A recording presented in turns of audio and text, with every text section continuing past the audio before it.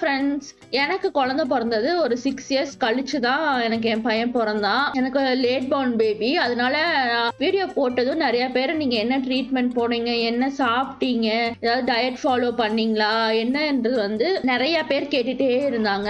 ஆக்சுவலா ஃபர்ஸ்ட் ஒரு விஷயம் வந்து நான் சொல்றேன், நீங்க என்ன எப்படி எடுத்துப்பீங்கன்னு தெரியல. கொஞ்சம் கல்யாணம் ஆனதுமே பேபி பிளான் பண்ணிட்டீங்கன்னா கொஞ்சம் ஈஸியா இருக்கும்னு நினைக்கிற லைஃப். ஏன்னா நாங்க வந்து பேபி வேண்டாம் கொஞ்சம் வருஷம் அந்த மாதிரி நாங்க நினைக்கல. சரி பிறக்கும் போது பிறக்கட்டும் அப்படின்ற ஒரு கொஞ்சம் லெத்தாஜிக்கா இருந்துட்டோம் தான் சொல்லணும்னு நினைக்கிறேன். ஏன்னா பேபி வேணான்ற மாதிரி நாங்க ஒரு நாள் நினைக்கல ஸ்டார்டிங்ல. ஏன்னா ஒரு சிலர் பாத்தீங்கன்னா 2 இயர்ஸ் வேணாம் 3 இயர்ஸ் வேணாம்னு தள்ளி போடுறாங்க. நாங்க அந்த மாதிரி நினைக்க கிடையாது. ஏன்னா ஸ்டார்டிங்ல ஒரு 1 or 2 இயர்ஸ் வரைக்கும் எதுவும் தெரியாது குழந்தை இல்லைன்னா. அதுக்கப்புறம் போக போக எப்படி சொல்றது ஒரு நரக வேதனையாட்ட தான் இருக்கும். இப்ப கூட எனக்கு அதெல்லாம் நினைச்சா அவ்வளவு கஷ்டமா இருக்குது. இப்ப பேச பேச கூட எனக்கு ஒரு மாதிரியா இருக்குது. நாங்க என்னென்ன ட்ரீட்மெண்ட்ஸ் எங்கெங்க எடுத்தோம், அதுக்கப்புறமா அதெல்லாம் சக்சஸ் ஆச்சா இல்லையான்னு சொல்லிட்டு அடுத்தடுத்து நான் அப்படியே சொல்ற வீடியோல. ஃபர்ஸ்ட் 2018ல நவம்பர் 11th வந்து எங்களுக்கு மேரேஜ் ஆச்சு. அது ஆக்சுவலா சண்டே வந்துச்சு. மேரேஜ் ஆகி கரெக்டா ஒரு 4 days தான் நாங்க ஊர்ல இருந்தோம். நெக்ஸ்ட் அந்த ஃப்ரைடே வரும்ல 5th day, அப்பவே பாத்தீங்கன்னா நாங்க வந்து இங்க ராஜஸ்தானுக்கு வந்துட்டோம். அப்ப நாங்க இங்க ஜோத்பூர் பக்கத்துல ஒரு 200 கிலோமீட்டர் டிஸ்டன்ஸ்ல ஒரு குட்டி ஊர். அங்கதான் வந்து ஹஸ்பண்டுக்கு வேலை இருந்துச்சு. அதனால நாங்க வந்து கல்யாணம் ஆகி ஒரு 1 week கூட ஊர்ல ஒரு 5th day கிளம்பி இங்க வந்துட்டோம். அப்புறம் இங்க வந்ததுக்கு அப்புறமா புதுசா கல்யாணம் ஆகி வந்திருக்கிறோம்னு சொல்லிட்டு எல்லாத்து வீட்டுக்கும் இன்வைட் பண்ணாங்க. ஹஸ்பண்ட் கூட வேலை பாக்குறாங்களே அவங்க ஃப்ரெண்ட்ஸ் தமிழ்காரவங்க எல்லாருமே வந்து அவங்க வீட்டுக்குலாம் ஒரு சண்டேவும் எங்களை இன்வைட் பண்ணுவாங்க. அவங்க வந்து எங்க வீட்டுக்கு வருவாங்க சண்டே ஆச்சுன்னா. அப்பப்போ நல்லா எல்லாரும் கெட் டுகெதர் எல்லாம் வச்சுக்கிட்டு நல்லா வந்து அங்க ராஜஸ்தான்ல இருக்க வரைக்கும் நல்லா ஜாலியா தான் போயிட்டு இருந்துச்சு. அப்போ வந்து நாங்க அந்த பேபின்றத பத்தி நாங்க யோசிக்கவே இல்லை. பிறக்கும் போது பிறக்கட்டும் அது அப்படின்ற மாதிரி தான் இருந்தோம். ஏன்னா அப்போ எனக்கு பார்த்தீங்கன்னா 22 இயர்ஸ் தான் ஆயிருந்துச்சு. ஹஸ்பண்ட்க்கு 26 தான் முடிஞ்சிருந்துச்சு. 4 இயர்ஸ் டிஃபரன்ஸ் எங்களுக்கு. கரெக்டா வந்து ஒரு 10 month போல அங்க இருந்தோம் அந்த ஊர்ல ராஜஸ்தான்ல. அங்க எங்களுக்கு வந்து அடுத்தது பாண்டிச்சேரிக்கு சேஞ்ச் பண்ணிட்டாங்க ஹஸ்பண்ட்க்கு. பாண்டிச்சேரிக்கு பாத்தீங்கன்னா 2019ல அக்டோபர் மாசம் போல வந்தோம். பாண்டிச்சேரியில ஜிப்மர் ஹாஸ்பிட்டல் வந்து எல்லாத்துக்கும் தெரியும்னு நினைக்கிறேன். அங்க ட்ரீட்மெண்ட்டும் ஃப்ரீ தான் அப்படின்ற மாதிரி சொன்னாங்க. சரின்னு சொல்லிட்டு நம்ம அங்கேயே போய் பார்க்கலாம். ஃபர்ஸ்ட் சரி ஜிப்மருக்கு போன பாத்தீங்கன்னா இர்ரெகுலர் பீரியட்ஸா இருக்குது அப்படின்னு சொல்லிட்டு போய் சொன்னதோ ஃபர்ஸ்ட் என்ன பண்ணிட்டாங்கன்னா பீரியட்ஸ் வர்றதுக்காக ஒரு டேப்லெட் கொடுத்துட்டாங்க. அந்த டேப்லெட் பாத்தீங்கன்னா இந்த 30 daysக்கு சாப்பிட்றதுக்கு day 1 day 2 போட்டு ஒரு டேப்லெட் தருவாங்கல்ல, அந்த டேப்லெட்டை கொடுத்துட்டாங்க. அப்புறம் உள்ள போயிட்டு ஏதோ செக் பண்ணணும்னு சொல்லி கூப்பிட்டு போனாங்க.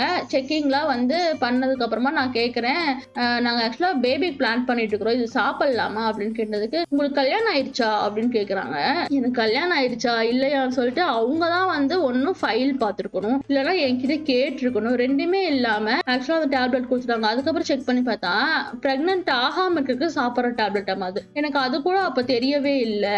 ஃபர்ஸ்ட் வந்து ஏதாவது ப்ராப்ளம் இருக்கான்னு பார்ப்போம், அதுக்கப்புறமா ட்ரீட்மெண்ட் எல்லாம் போய்க்கலாம் அப்படின்னு சொல்லி 2019ல பாத்தீங்கன்னா வந்ததும் வீடெல்லாம் செட் பண்ணி வச்சுட்டு ஒரு நவம்பர் மந்த் போலயே நாங்க வந்து ட்ரீட்மெண்ட்டை ஸ்டார்ட் பண்ணிட்டோம் ஜிப்மர்ல போயிட்டு. ஃபர்ஸ்ட் 1 year பாத்தீங்கன்னா நம்ம நியூ மேரிட்னு சொல்லியே காலத்தை ஓட்டியாச்சு. அதுக்கப்புறம் தான் பாண்டிச்சேரி வந்ததுக்கு அப்புறம் நாங்க சரி ட்ரீட்மெண்ட்டை ஸ்டார்ட் பண்ணிடலாம் அப்படின்னு சொல்லிட்டு வந்தது வீடெல்லாம் கொஞ்சம் செட் பண்ணி வச்சுட்டு நவம்பர்லயே நாங்க ட்ரீட்மெண்ட்டை ஸ்டார்ட் பண்ணிட்டோம். ஏன்னா ஏற்கனவே பாத்தீங்கன்னா எனக்கு வந்து கொஞ்சம் இர்ரெகுலர் பீரியட்ஸ் தான். ஒரு சில டைம் வந்து 28 daysலயே ஆகும். ஒரு சில டைம் பாத்தீங்கன்னா 45 days 60 days ஒரு டைம் 90 days ஆயுமே எனக்கு பீரியட்ஸ் வரவே இல்லை. ஹாஸ்பிட்டல் போயுமே வரல. இர்ரெகுலர் பீரியட்ஸ் இருக்கனால ட்ரீட்மெண்ட் வந்து எப்படி என்ன பண்ணுவாங்கன்றது எங்களுக்கு எந்த ஒரு ஐடியாவுமே இல்லை. ஜிப்மர்ல பாத்தீங்கன்னா ஹஸ்பண்டோட ஃப்ரெண்டுக்கு தெரிஞ்சவங்க ஒருத்தவங்க வந்து ஒர்க் பண்ணிட்டு இருந்தாங்க. சரின்னு சொல்லிட்டு அவங்களோட ரெக்கமெண்டேஷன்ல நாங்க என்ன பண்ணோம்னா கைனகாலஜிஸ்டே வந்து சீனியர் டாக்டர் இருப்பாங்களா அவங்கள வந்து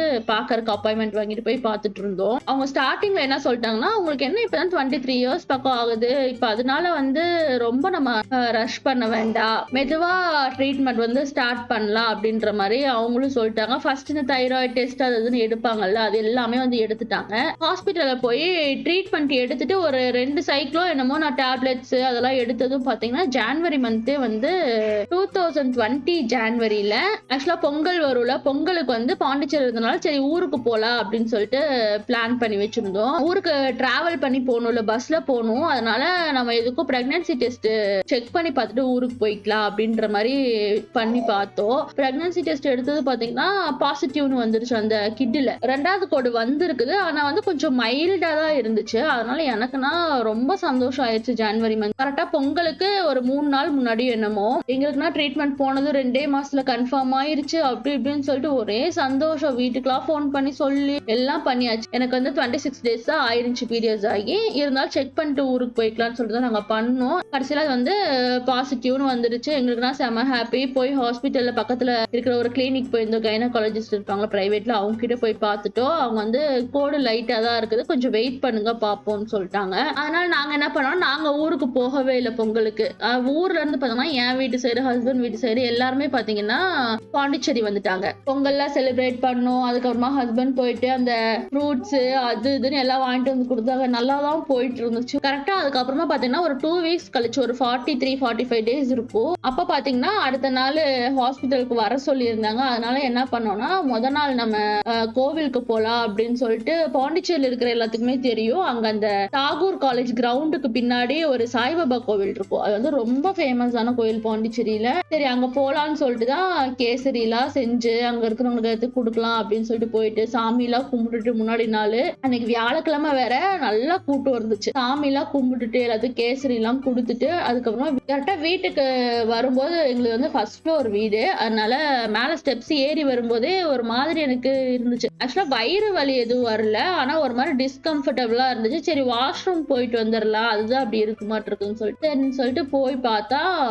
ப்ளீடிங் ஸ்டார்ட் ஆயிடுச்சு. எனக்குன்னா ரொம்ப பயம் ஆகி ஒரு நிமிஷம் பதட்டம் ஆகி என்ன பண்ணது தெரியல. நைட் வந்து 9 மணி பக்கம் ஆயிடுச்சு கோவிலுக்குலாம் போயிட்டு வந்தனால. ஹஸ்பண்ட் வெளியே நின்று ஹவுஸ் ஓனர் கூட எல்லாம் நின்று ஏதோ பேசிட்டு இருந்தாங்க. நான் உள்ள பாத்ரூம்ல இருந்து கத்துன்னு கத்துறேன். அதுக்கப்புறமா அவங்க வந்து என்னாச்சுன்னு கேட்டா ப்ளீடிங் ஆகுது அப்படின்னு சொன்னதுக்கு அப்புறம் சரி வாங்க ஹாஸ்பிட்டல் கிளம்பிடலாம் அப்படின்னு சொல்லிட்டு உடனே பைக் எடுத்துட்டு அந்நேரத்துக்கு வந்து நைட்ல எந்த டாக்டரும் அந்த அளவுக்கு இருக்க மாட்டாங்கன்னு சொல்லிட்டு நாங்க ஜிப்மருக்கு போலான்னு சொல்லிட்டு ஜிப்மர்ல எமர்ஜென்சி இது இருக்குல்ல அங்க போயிட்டோம். அங்க எமர்ஜென்சி இதுக்கு போய் பார்த்தோம்னா வெயிட் பண்ணுங்கன்னு சொல்லி ரொம்ப நேரம் உட்கார வச்சுட்டாங்க.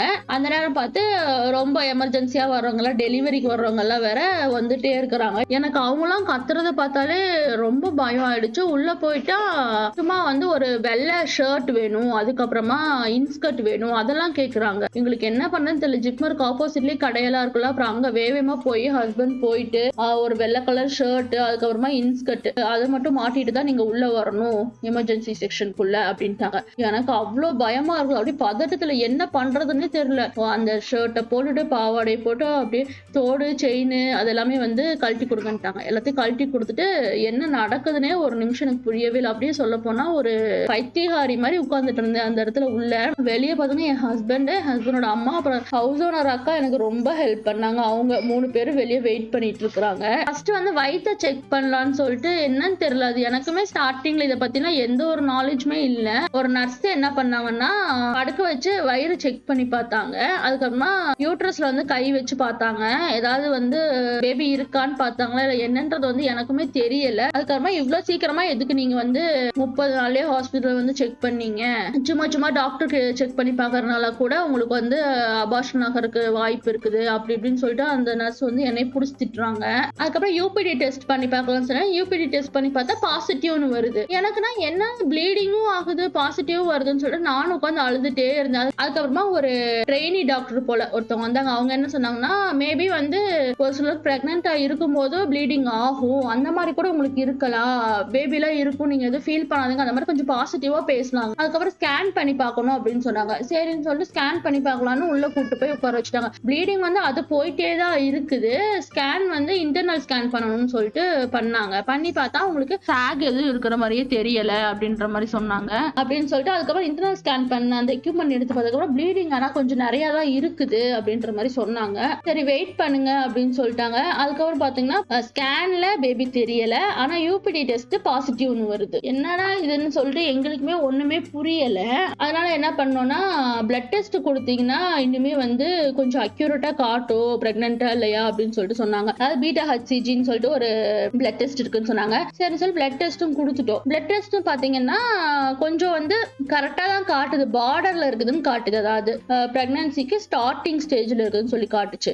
நாங்க சரி பிரெக்னென்ட் தான் போல, அந்த பிரெக்னன்சி டைம்ல ப்ளீடிங் ஆகுல அதுதான் ஆகுது போல அப்படின்னு சொல்லிட்டு இருந்துட்டோம். இது அதுன்னு டெஸ்ட் எடுத்து செக்கிங் பண்ணி எல்லாம் பண்ணி கடைசி பார்த்தா காலையில 5 மணி ஆயிடுச்சு. ஆயிருச்சு, விடிஞ்சிருச்சு. அடுத்த நாள் விடிஞ்சிருச்சு. வீட்டுக்கு வந்துட்டு இது என்ன பண்றது ஒண்ணுமே புரியல. இது என்ன ப்ளீடிங்கும் ஆகுது, பிரெக்னன்ட்னு சொல்றாங்க. ஒண்ணுமே புரியலன்னு சொல்லிட்டு நாங்க என்ன கைனகாலஜி பாத்தீங்கன்னா பிரைவேட்ல இருப்பாங்களா, அங்க வந்து ஒரு டாக்டர் இங்க லாஸ்பேட்ல ரொம்ப ஃபேமஸா கிருத்திகான்னு என்னமோ சொன்னாங்க அவங்க பேரு. அங்க போய் பார்த்தோம். அவங்க ஆக்சுவலா என்ன சொன்னாங்கன்னா, இந்த மாதிரி ப்ளீடிங் ஆகிற டைம்ல சப்போஸ் அபார்ஷன் ஆயிருந்தாலும் அந்த ஹார்மோன்ஸ்லாம் வந்து நமக்கு அப்படியே தான் இருக்கும். அதனால அதுதான் வந்து உங்களுக்கு இந்த பிளட் டெஸ்ட்ல யூபிடி டெஸ்ட்ல வந்து ஹார்மோன் மூலியமா தெரியுது. அந்த ஹார்மோன்ஸ் அப்படியே தான் இருக்கும். அதனால உங்களுக்கு பாசிட்டிவ்னு காமிச்சிருக்கும். நீங்க ஒரு 1 வீக் கழிச்சு இந்த பிளட் டெஸ்ட் கொடுங்க. அப்பதான் சப்போஸ் அபார்ஷன் ஆயிடுச்சுன்னா அந்த பிரெக்னன்சி ஹார்மோன்ஸ்லாம் குறைஞ்சிருக்கும். இல்லைன்னா அப்படியே டபுள் ட்ரிபிளா அப்பதான் உங்களுக்கு கரெக்டா தெரியும்னு சொன்னாங்க. சரி சொல்லிட்டு நாங்களும் ஒரு 1 வீக் வெயிட் பண்ணோம். வெயிட் பண்ணதுக்கு அப்புறம் நாங்களே பிரைவேட்டா போயிட்டு ஒரு லேப்ல கொடுத்துட்டோம். பீட்டா ஹெச்சிஜி டெஸ்ட் எடுக்கணும் அப்படின்னு சொல்லிட்டு கொடுத்ததுக்கு அப்புறமா அவங்க என்ன சொன்னாங்கன்னா,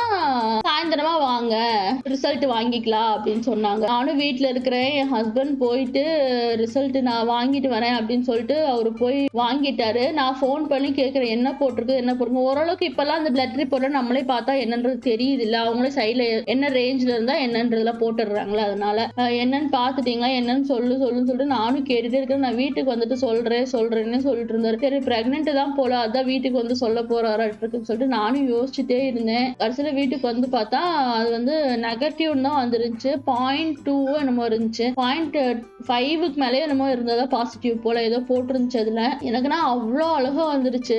தேமி அழுகிற கீழ் வீட்டுல இருக்கிற அந்த ஹவுஸ் ஓனர் அந்த அக்காவும் வந்துட்டாங்க. அவங்களை கட்டி பிடிச்சிட்டு அப்படியே அழுதுட்டு இருந்தேன். எனக்கு இன்னுமே ஞாபகம் இருக்கு. அதெல்லாம் யோசிச்சனால எப்பயுமே அழுக வர மாதிரி இருக்குது. அதுக்கப்புறமா அந்த ரிப்போர்ட் எடுத்துட்டு சாயந்தரமா போய் அந்த பிரைவேட்ல இருக்கிற ஹாஸ்பிட்டல்ல பார்த்ததுக்கு அவங்க வந்து பிரெக்னன்ட் இல்லைன்ற மாதிரி சொல்லிட்டாங்க. இன்னொரு 2-3 மாசத்துக்கு பிரெக்னன்சி ட்ரை பண்ணாதீங்க, ஏன்னா இன்னும் அந்த ஹார்மோன்ஸ் எல்லாம் சேஞ்ச் ஆகணும், இப்பதான் மிஸ்கேரேஜ் ஆகிருக்குது, அதனால வேண்டான்னு சொல்லிட்டாங்க. சரின்னு சொல்லிட்டு கொஞ்சம் இந்த ஃபோலிக் ஆசிட் அது மட்டும் கொடுத்தாங்க. இதை கண்டினியூவா சாப்பிடுங்க அப்படின்னு சொல்லிட்டு அதுக்கப்புறமா பாத்தீங்கன்னா அப்படியே போச்சு. கொஞ்சம் ஃபோலிக் ஆசிட், அதுக்கப்புறமா இந்த ப்ரொஜெஸ்டான் டேப்லெட்ஸ் இது மட்டும் கொடுத்துருந்தாங்க. அது மட்டும் பாத்தீங்கன்னா சாப்பிட்டுட்டு இருந்தேன். அதுக்கப்புறம் திடீர்னு பார்த்தா அதான் உலகத்தையே போட்டு ஆட்டி படைச்சுது, அந்த கொரோனா வந்துருச்சு. அதுக்கப்புறம் ஹாஸ்பிட்டல் எதுவும் போக முடியலையா, ஃபுல்லா குவாரண்டைன் ஆயிடுச்சுல. அப்படியே கொஞ்சம் மாசம் போயிட்டு இருந்துச்சு. அதுக்கப்புறம் என் ஹஸ்பண்டோட தங்கச்சிக்கு கல்யாணம் வந்துச்சு மே மந்த் போல. ஸோ அது வேலை அது இதுன்னு சொல்லிட்டு அப்படியே போயிட்டு இருந்துச்சு. கொஞ்சம் மாசம் பாத்தீங்கன்னா அப்படியே ஓடிடுச்சு. அதுக்கப்புறமா கொஞ்சம் கொரோனால ரிலீஃப் ஆனதுக்கு அப்புறமா 2020 லாஸ்ட்ல பாத்தீங்கன்னா மறுபடியும் நாங்க ஜிப்மரே போனோம். சரி மறுபடியும் கொஞ்சம் எல்லா டெஸ்ட்டும் எடுத்து பார்க்கலாம் அப்படின்னு சொல்லிட்டு அங்க போனா எப்பவும் போல டெஸ்ட் எல்லாமே பண்ணாங்க. நார்மலா எடுப்பாங்களா இந்த தைராய்டு டெஸ்ட், அந்த டெஸ்ட் இந்த டெஸ்ட் எல்லாம் எடுத்தாங்க. ஆனா வந்து அது எது வந்து எவ்வளவு இருக்கணும் அந்த மாதிரி வந்து அப்போ எனக்கு எந்த ஒரு நாலேஜுமே இல்ல சொல்ல போனா. அதுக்கப்புறம் வெயிட் பண்ணுங்க, என்ன வயசாயிருச்சு 25 தானே ஆகுது அப்படிங்கிறாங்க. அப்படியே பாத்தீங்கன்னா நெக்ஸ்ட் வாங்கன்னு சொல்லிட்டே இருந்தாங்க. சரின்னு சொல்லிட்டு நாங்களும் கொஞ்ச நாள் ட்ரீட்மெண்ட் போயிட்டே இருந்தோம். அப்புறம் இது வந்து ஒண்ணு சரிப்பட்டு வர மாதிரி தெரியல அப்படின்னு சொல்லிட்டு அதுக்கப்புறம் 2021 வந்துருச்சு. அது மே மந்தே வந்துருச்சு. அதுக்கப்புறம் தான் வந்து கொஞ்சம் யோசிச்ச என்ன பண்ணலாம்னு சொல்லிட்டு, ஏன்னா 2.5 வருஷம் பக்கம் ஆயிடுச்சா மேரேஜ் ஆகி. அதுக்கப்புறம் என்னோட ஸ்கூல்ல என் கூட படிச்ச ஃப்ரெண்ட் ஒருத்தி, அதாவது நாங்க 10th வந்து ஒன்னா படிச்சோம். அந்த பொண்ணு பாத்தீங்கன்னா ஹோமியோபதி டாக்டரா இருக்கா. சரி நம்ம நெக்ஸ்ட் ஹோமியோபதி வேணா ட்ரீட்மெண்ட் போய் பார்ப்போமா, ஏன்னா அது பாத்தீங்கன்னா கொஞ்சம் மைல்டா தான் இருக்கும், ஏதோ நேச்சுரலா தான் பண்ணுவாங்க அப்படின்ற மாதிரி சொன்னனால சரின்னு சொல்லிட்டு நான் ஃபேஸ்புக்ல ஃபர்ஸ்ட் அவளை காண்டாக்ட் பண்ணிட்டு அதுக்கப்புறமா வாட்ஸ்அப்ல பேசினதுக்கு அப்புறமா வந்து அப்பதான் பாத்தீங்கன்னா ஹிஸ்டரி எல்லாம் கேட்டுட்டு இருந்தா. அதாவது எவ்வளவு வருஷம் ஆச்சு மேரேஜ் ஆகி, அதுக்கப்புறம் இந்த மாதிரி அபார்ஷன் ஆனது எல்லாமே சொன்னேன். அப்பதான் வந்து ஒரு விஷயம் என்ன சொன்னான்னா,